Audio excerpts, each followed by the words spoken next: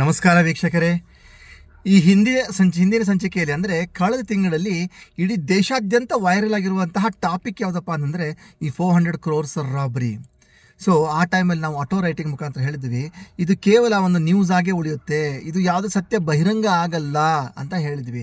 So ಇವಾಗ ನೋಡ್ಬೋದು, ಆ 400 crores ರಾಬರಿ ಬಗ್ಗೆ ಯಾವುದೇ ನ್ಯೂಸ್ ಇಲ್ಲ, ತನಿಖೆ ಎಲ್ಲಿದೆ ಅಂತ ಎಲ್ಲಿಗೆ ಬಂತು ಅಂತ ಗೊತ್ತಿಲ್ಲ, ಮತ್ತು ಅದಕ್ಕೆ ತಕ್ಕಂತೆ ಸಾಕ್ಷ್ಯಾಧಾರಗಳೂ ಇಲ್ಲ, ಅದು ತಕ್ಕಂತೆ ಅಮೌಂಟ್ ಎಲ್ಲಿದೆ ಅಂತ ಕೂಡ ಗೊತ್ತಿಲ್ಲ. ಸೊ ಇದೊಂಥರ ತನಿಖೆ ಹಳ್ಳಕ್ಕೆ ಹಿಡಿಸ್ಬಿಟ್ಟது. ನನಗೆ ಯಾವುದೇ ಥರವಾದಂತಹ ನಿಖರತೆ ಸಿಗ್ತಾ ಇಲ್ಲ.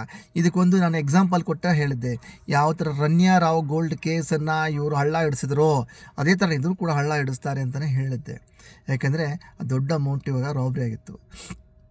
ಸೊ ನಾವು ಹೇಳಿರುವಂತಹ ಆಟೋ ರೈಟಿಂಗ್ ಪ್ರೆಡಿಕ್ಷನ್ ಇವಾಗ ಅದು ಸತ್ಯ ಆಗಿದೆ.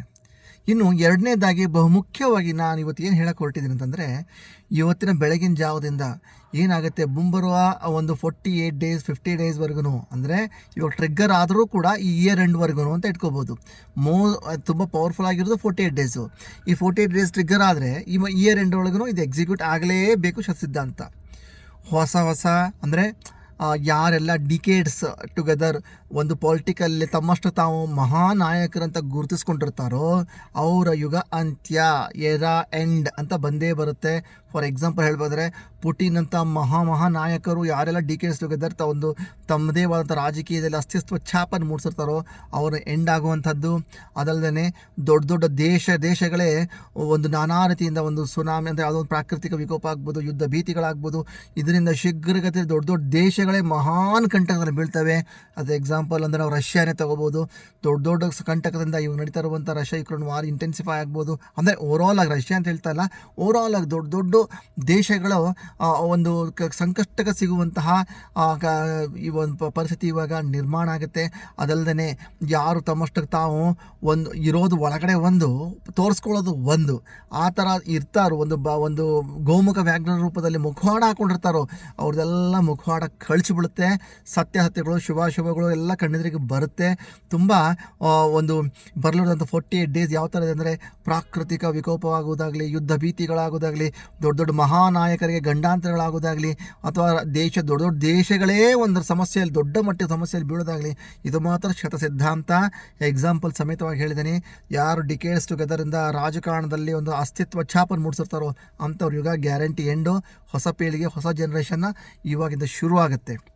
ಇನ್ನು ಥರ್ಡ್ ಕಾನ್ಸೆಪ್ಟ್ ನಾನು ಏನು ಹೇಳ್ತಾ ಇದ್ದೀನಿ ಅಂತಂದರೆ, ಕರ್ನಾಟಕದಲ್ಲಿ ಮೋಸ್ಟ್ ವೈರಲ್ ಆಗಿರುವಂಥ ಕಾನ್ಸೆಪ್ಟು ಯಾವುದಪ್ಪ ಅಂತಂದರೆ, ದರ್ಶನ್ ರಿಲೀಸ್ ಡೇಟ್ ಮತ್ತು ಪ್ರಜ್ವಲ್ ರೇವಣ್ಣ ಇವ್ರ ರಿಲೀಸ್ ಡೇಟು. ಇವ್ರದ್ದು ಏನಾಗುತ್ತೆ ಫ್ಯೂಚರ್, ಇವ್ರದ್ದು ಏನಾಗುತ್ತೆ ಬರಲಿರೋ ದಿನಗಳಲ್ಲಿ, ಇವ್ರ ರಿಲೀಸ್ ಡೇಟ್ ಯಾವಾಗ ಬರುತ್ತೆ, ಅದು ಬೇಲ್ ಕೇಸು ಕೋರ್ಟ್ ಕೇಸ್ ಎಲ್ಲಿಗೆ ಹೋಗುತ್ತೆ, ಇವ್ರಿಗೆ ಬೇಲ್ ಸಿಗುತ್ತಾ ಹೇಗೆ, ಈ ಒಂದು ಕೇಸನ್ನು ಖುಲಾಸೆ ಆಗ್ತಾರಾ ಹೇಗೆ, ಮತ್ತು ಪ್ರಜ್ವಲ್ ರೇವಣ್ಣನ ಪೊಲಿಟಿಕಲ್ ಕರಿ ಯಾವ ಥರ ಇದೆ, ದರ್ಶನ್ ಅವರ ಒಂದು ಪರ್ಸ್ನಲ್ ಲೈಫು ಪ್ರೊಫೆಷ್ನಲ್ ಲೈಫ್ ಯಾವ ಥರ ಸಾಗುತ್ತೆ, ಅವ್ರು ಪೊಲಿಟಿಕಲ್ ಎಂಟರ್ ಆಗ್ತಾರೋ ಇಲ್ಲೋ ಅನ್ನುವಂತಹ ಸಂಪೂರ್ಣವಾದಂತಹ ಒಂದು ಪ್ರಿಡಿಕ್ಷನನ್ನು ನಾನು ಈ ಬರಲಿರೋ ದಿನಗಳಲ್ಲಿ ಸುವರ್ಣ ನ್ಯೂಸಲ್ಲಿ ಒಂದು ಲೈವಲ್ಲೇ ಕೊಡ್ತೀನಿ.